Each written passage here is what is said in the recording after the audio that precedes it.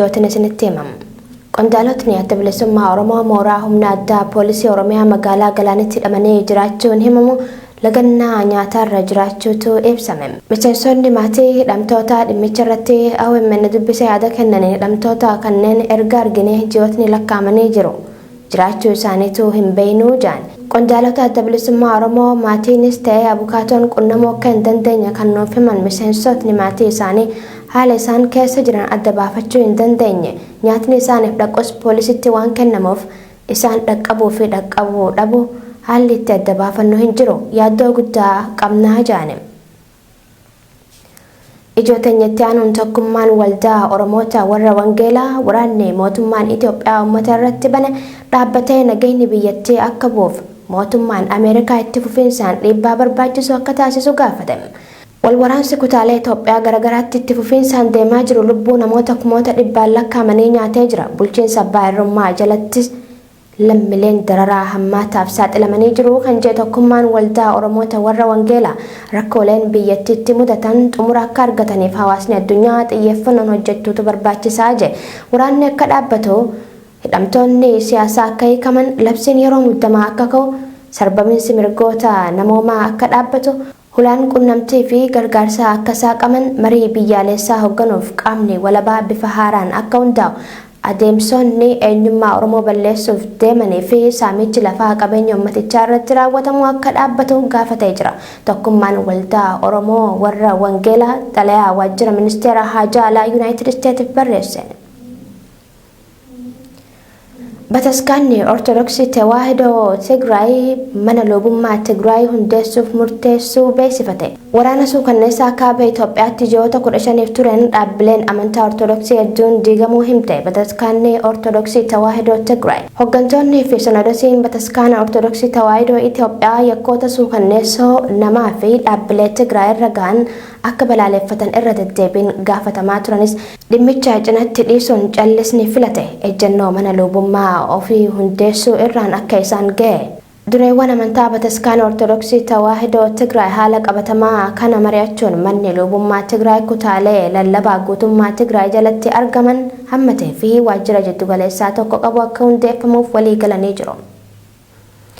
Ijootenya gama birootiin mootummaan naannoo Amaaraa ijaarama milishaa faannoo diiguufis ta'e hidhannoo eeggachiisuuf karoora akka hin qabne beeksise. Milishaa faannoo dabalatee gareeleen seera ala hidhatanii socho'an yaaddoodha. Haalota waraanaa booda uumaman bifa qabsiisuuf danqaa ta'uu danda'u yaadni jiru gama mootummaa jiddugaleessaatiin dhaga'amus mootummaan naannoo Amaaraa milishaa faannoo hidhachiisuu malee eeggachiisuuf karoora akka hin qabne ejjennoo faallaa mootummaa jiddugaleessaa calaqqisiisee jira. Gareeleen milishaa faannoo ifatti mootummaa naannoo Amaaraa irraa deeggarsa argataa jiran kun ummatoota naannoo Amaaraa fi naannichaan ala jiraatan irratti yakkoota garagaraa raawwachuun himatama. Ajjechaa jumlaadhaa hanga duguggaa sanyiitti gahe, saamicha qabeenyaa ummataa fi mootummaa, weerara lafaa fi gochoota badiisaa naannolee Amaaraa, Tigraay, Beenishaangul Gumuzii fi Oromiyaa keessatti itti fufiinsaan raawwatamaa jiran duubaan milishaan faannoo jiraachuunis waan ifatti mul'atudha. Walqoqqoodinsi paartii Bilxiginnaa naannolee Somaalee keessatti dhalatee naannicha balaa hamaaf saaxiluu danda'a jedhame. Hariiroon pireezidaantii naannichaa fi humnoota fiinxaaleeyyii Amaaraa jidduutti uumamaa jirus uummata Somaalee fi uummatoota ollaa walitti buusuu waan maluuf mootummaan naannichaa kanarraa akka of qusatu yaamichi godhamaa jira. Haalli kun jijjiirama naannichatti gufate hordofee waan dhufeedha jedhu hayyoonni Somaalee. Naannichi rakkoo siyaasaa, dinagdee fi hawaasummaa malees balaa hongee jabaa jala naannoo jirudha. Lolli kaaba Affaar keessatti eegalamee jabaatee itti fufeem. Lolli kaaba Affaar keessatti humnoota Tigraay fi naannoo Affaar kan waraana Bilxiginnaatiin deeggaramu jidduutti taasifamaa jiru ammallee jabaatee itti fufuun bakkoonni dabalataa humnoota Tigraayitiin to'atamuutu himamaa jira. Mootummaan naannoo Affaar ammoo ibsa dhimmicha irratti baasen humnoonni Tigraay magaalota dabalataa qabachuu isaanii amanee jira. Ibsi mootummaa naannoo Affaar karaa biiroo koominikeeshinii naannichaatiin beekuun akka jedhutti waraanni Tigraay marsaa sadaffaaf haleellaa taasisaa jiruun aanota Affaar kaabaa Barahellee fi Konobaa jedhaman dabalatee to'atamanii jiru jedha. Odumal qabateen dhaabni siyaasaa paartii warraaqsa Affaar yookaan Affaar Ugugumoo jaamuun beekamuu fi naannoo Affaar keessa socho'u gama isaatiin sirna bilxiginaa Abiy Ahmadiin durfamu irratti qeeqa jabaa kaasuudhaan ibsa baasee jira.